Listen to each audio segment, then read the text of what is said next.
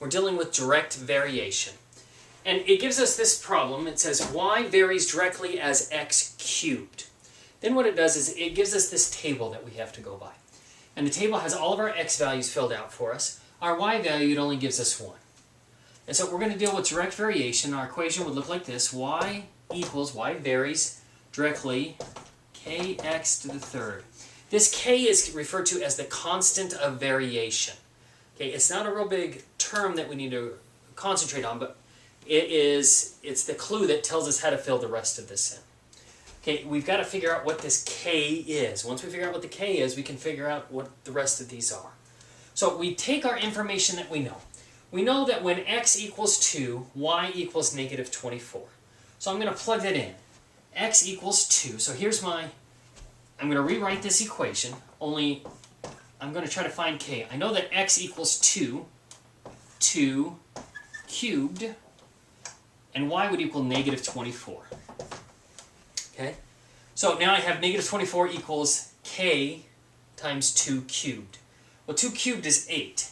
So negative 24 equals k times 8.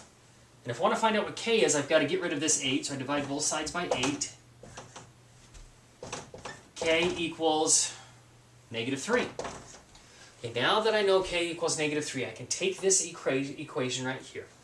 So my new equation that I'm working with here is y equals negative 3x cubed.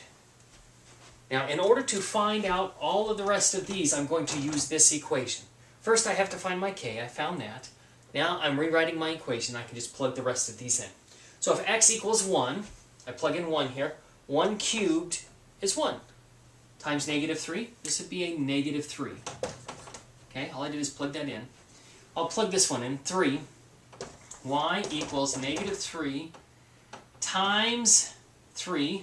I'm plugging in 3 here for my x cubed. Well, 3 cubed, 3 times 3 is 9, times 3 is 27. 27 times negative 3, put me at 81. Negative 81. Y equals negative 81. Okay, so I'm going to fill that in right here, negative 81.